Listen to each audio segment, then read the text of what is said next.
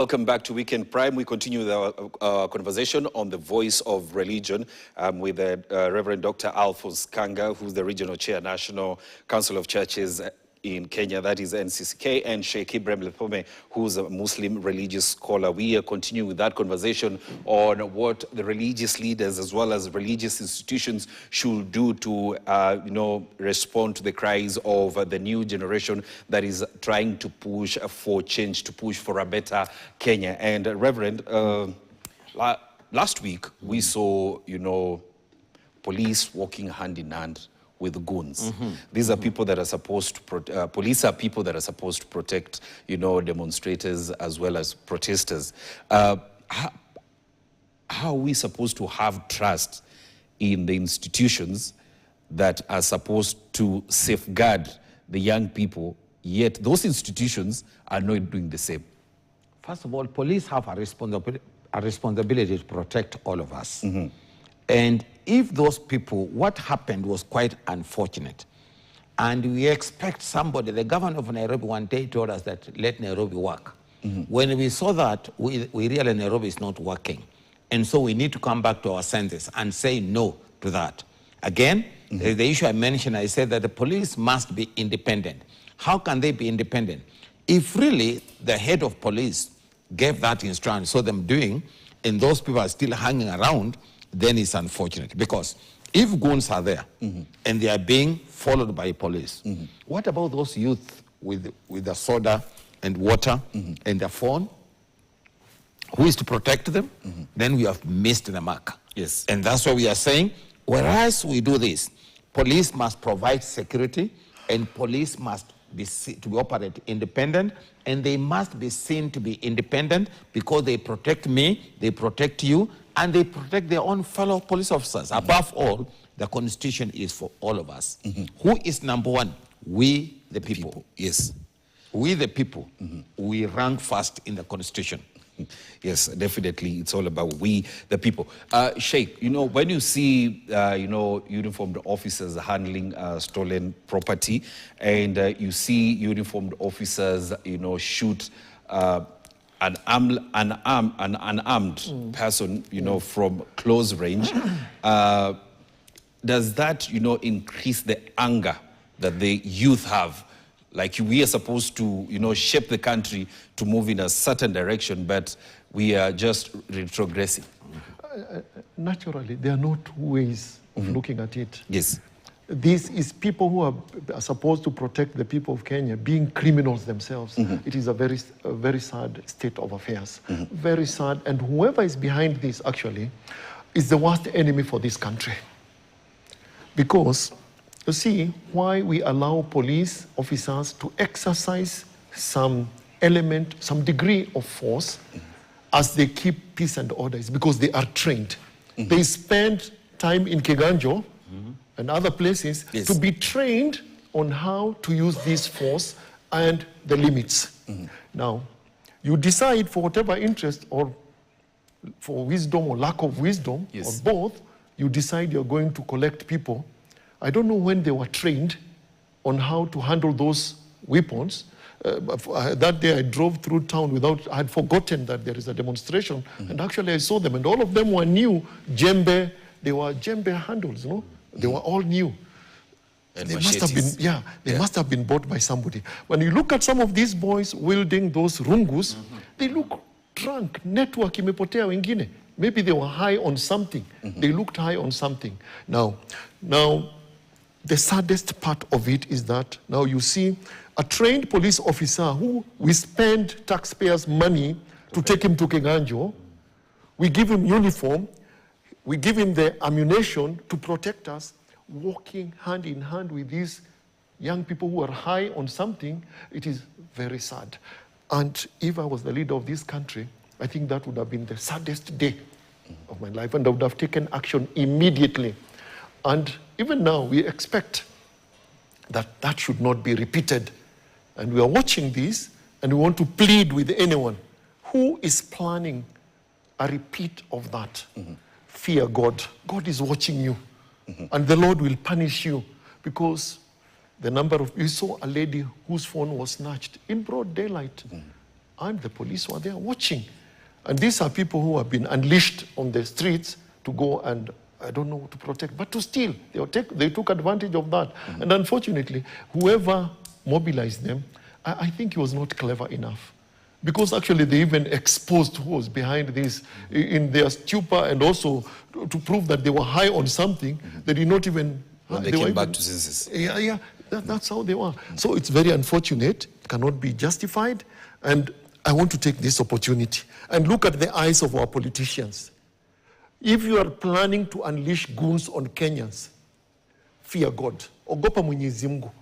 And no, remember, one day you'll stand before the Lord and you'll be asked. If one Kenyan dies because of your selfish interest, unleashing goons on Kenyans, you will pay for that blood.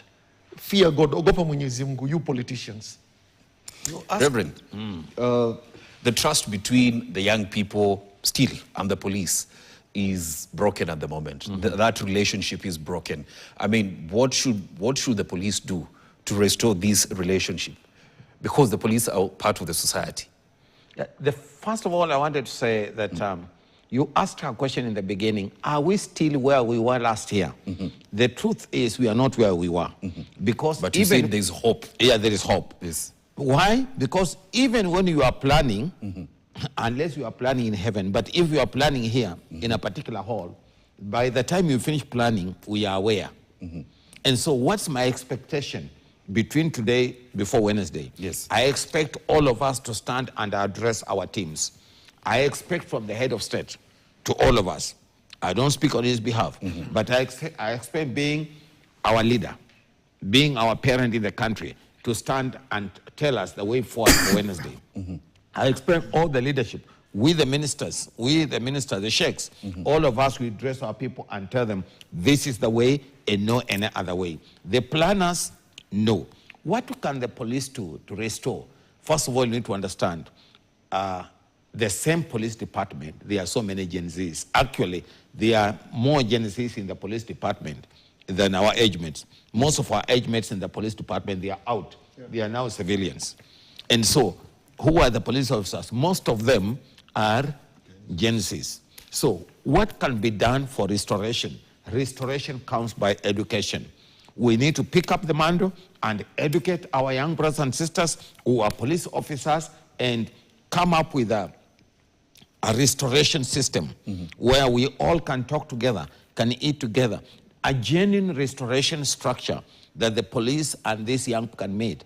Most of them, they are brothers. By the way, they meet on the streets. He's in a hut, but he's a brother to the other one. He's just a brother 2 years ahead, 3 years ahead. So what should we do? The leaders need to raise up, tone down, and then look for restoration. And restoration can only come through information. Information has power. Let's inform our young people. Let's have sittings with our police officers minus uniform.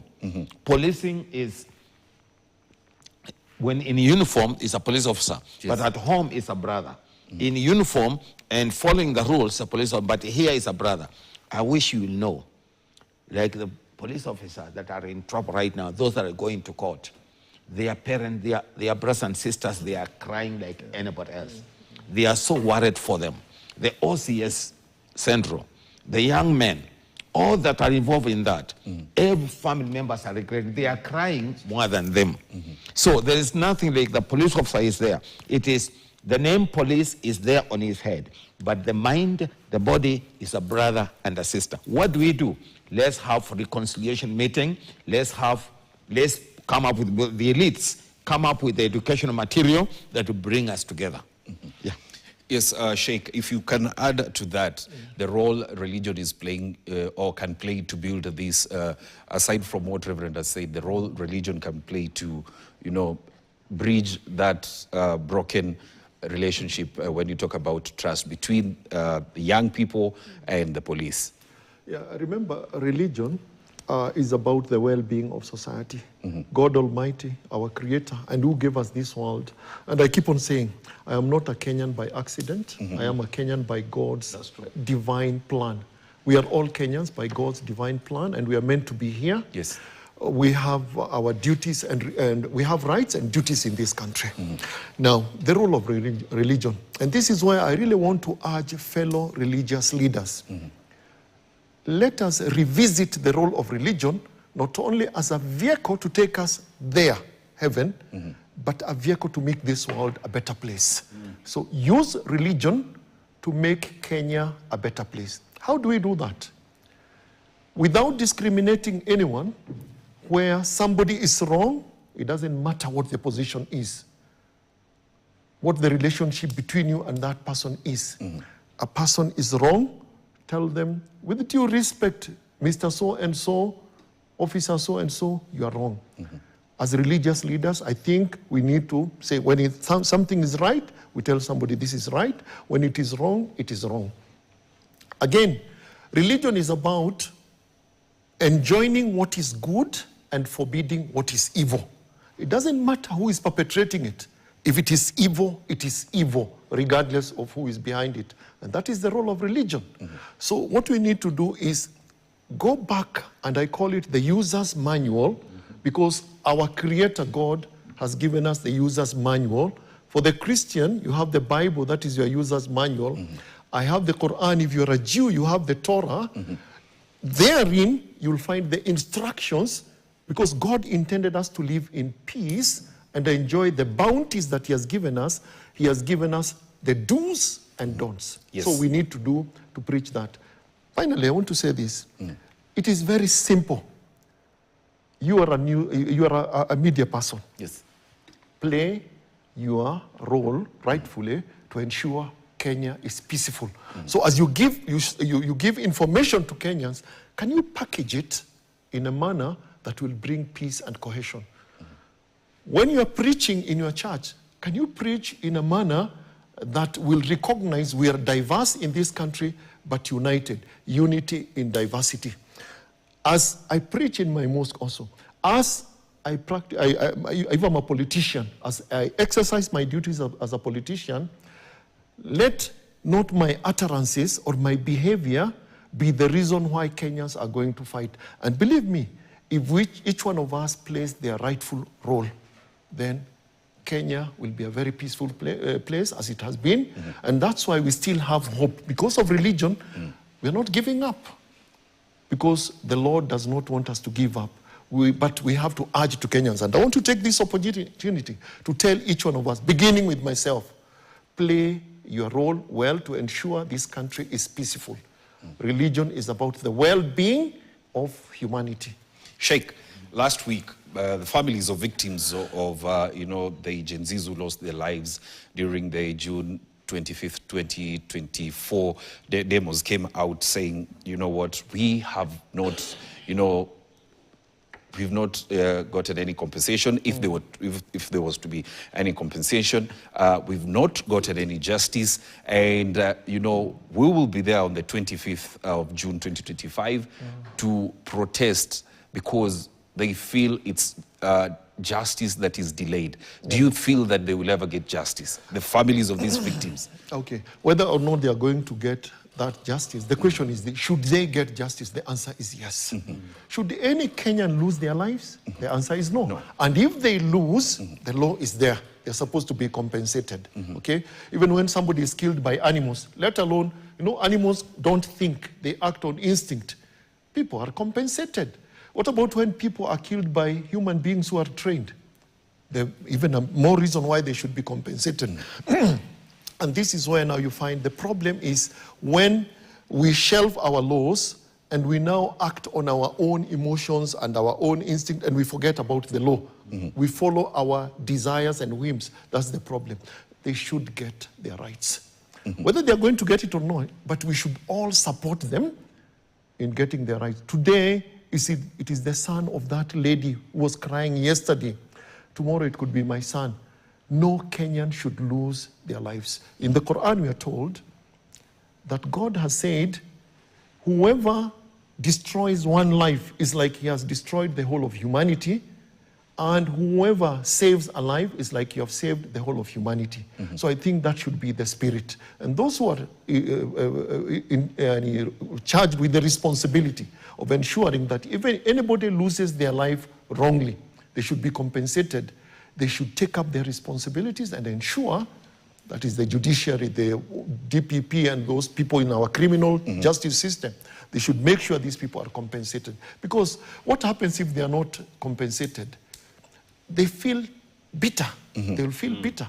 And I want you to put your shoes. I think the teaching of Christ also and the teaching of in the Quran is that you're not a true believer until you love for others what you love for yourself. So you police officer, you DPP, you officer in charge of our criminal justice system, put yourself in the shoes of that mother who has lost her only son. If we think that way, then we'd be able to help those who have been affected. Reverend,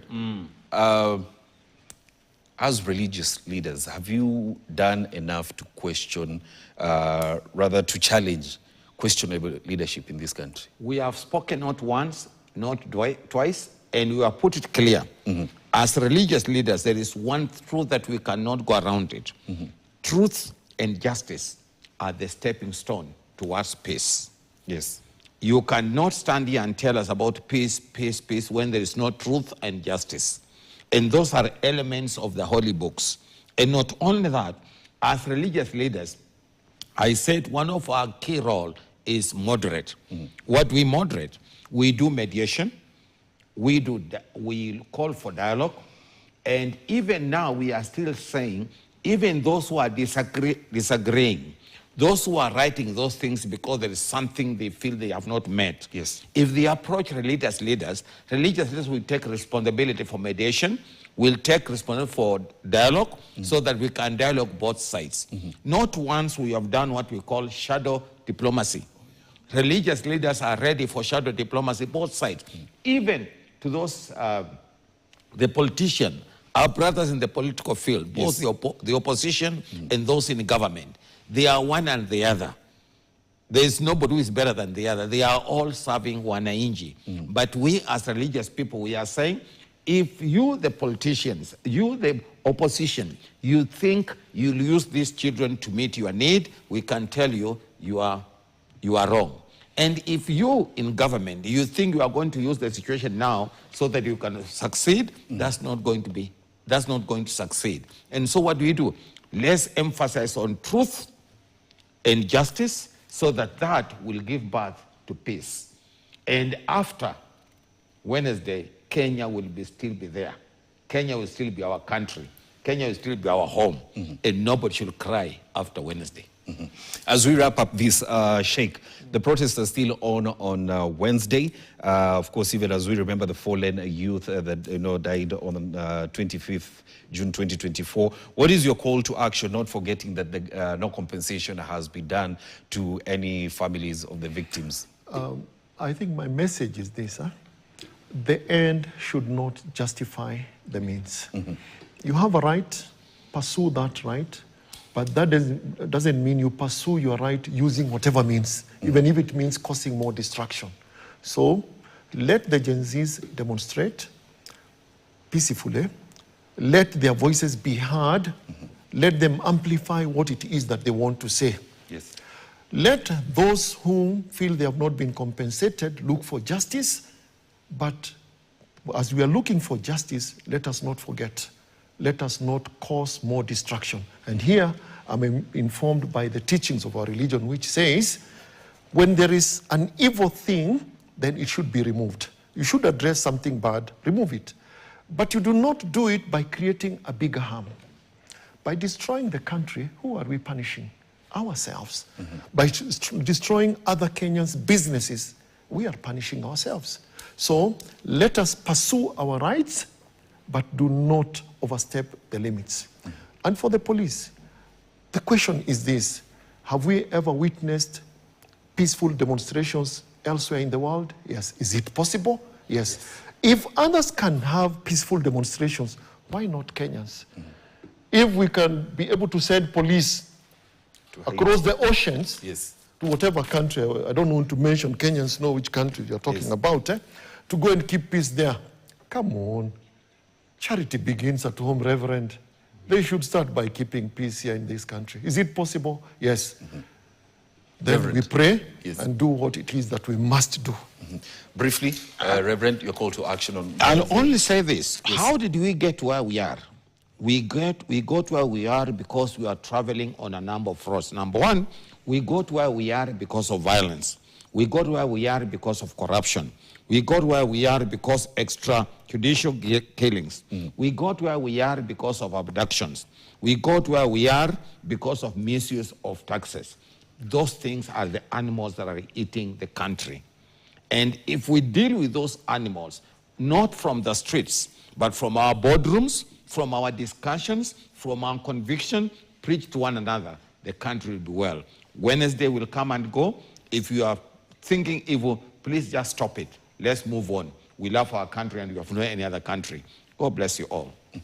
Thank you very much, Reverend Dr. Alphonse Kanga, Regional